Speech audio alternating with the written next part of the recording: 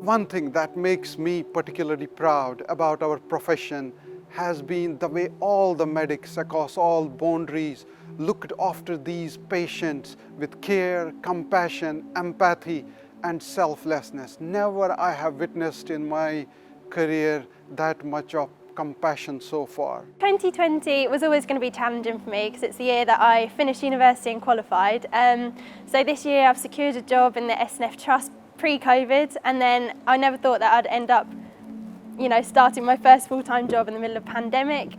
So as well as the intubating team, we were also tasked as carrying a bleep to join in with the crash team and answer for arrests and for trauma calls. The thing that I remember the most about is the first time that bleep went and had to attend a cardiac arrest. It was quite traumatic, but again, felt organised and felt safe to attend. What I won't forget is how everyone has just pulled together. We've had colleagues redeployed who come to work in A&E who'd never been there before, and everyone just mucked in. It was a real team, real family feel. Everyone really looked out for and really supported one another. And I think the hardest part of this year was during the pandemic. I sent my children away for 3 months to go and live with their dad and other family, so that I wasn't putting them at risk and other family members at risk. But again, a lot of my colleagues did that as well, and we kind of supported each other through that. We've only been able to let one parent at a time when they're staying as inpatients, which has also proven quite challenging. The parents had to go outside the ward when they're swapping over their care. The social aspect of and its effect on parents and the extended family has been much graver, I think. The best moments is being open about mental health and being able to discuss it with colleagues and not being judged or not being measured by that. Just being open about how we are feeling, how we are struggling, and just be supportive to each other. I think that's the main thing from this year that's going to go in my memory.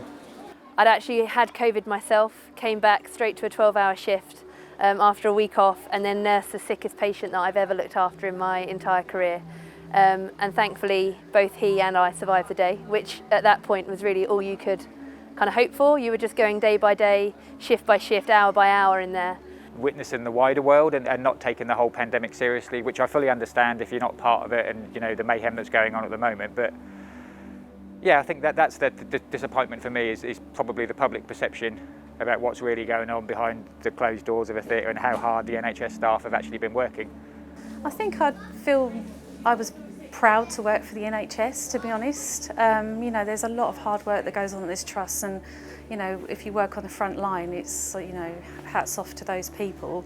But I feel proud that I'm part of it, working here in the hospital environment in such a scary time. Something to tell the grandchildren, Patients have absolutely melted my heart sometimes because they say you guys do such an amazing job that you don't get enough recognition for what we do. I was off from March through to August because I was children for my mum, but coming back in August compared to being here throughout February, coming back in August, the number of changes that have been here have been crazy. It's been a bit hard to keep up, really. I'm now about to retire after 40 years of NHS service, of which I've worked full-time for 40 years. I wouldn't have missed this last year for the world. I'm glad to be there to support everybody, but actually to manage this team that have been amazing.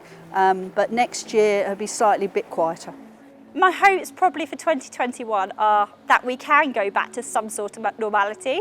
It might not be the same as what it was before, but better than what it is now. And for me personally, I was due to get married this year, so I'd like to have more than 15 guests at my wedding next year.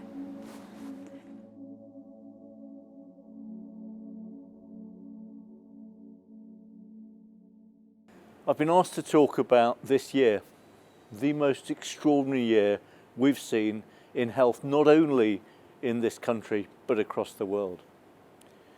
What are those standout moments for me? I end the year with an extraordinary sense of pride. Pride in terms of what I've seen our staff cope with, the flexibility, the hard work, the response to all of that emotional and physical pressure. Pride that they've kept going despite the fact that their personal lives have equally been turned upside down. And the relaxation that we expect in our lives, wherever we find that, hasn't always been possible.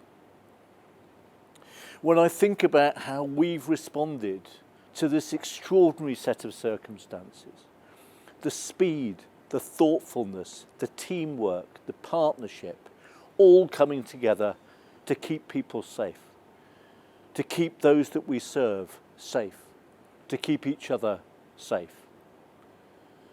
Have we made mistakes? Of course we have. If I had to do it all again, would I do it differently? Of course I would. I would have spent more time thinking about the mental health impact on our staff. I would have spent more time thinking about the mental health impact on our patients.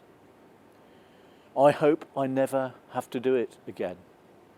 I hope that what we've learnt in the last year about the incredible organisation that we work for isn't lost. I hope that the support and the understanding that we've seen from the public doesn't dissipate in the new year.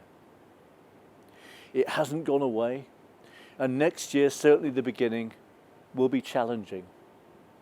But there is optimism, there is hope.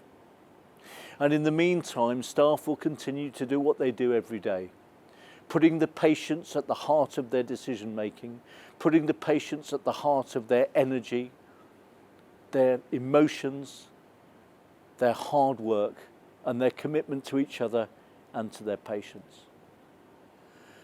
So with pride, I feel also an enormous sense of gratitude.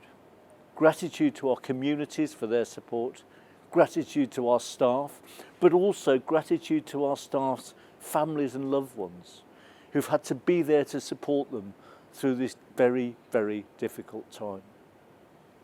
We will come through it, and we will come through it stronger. And that's because who you are, who we are. Thank you.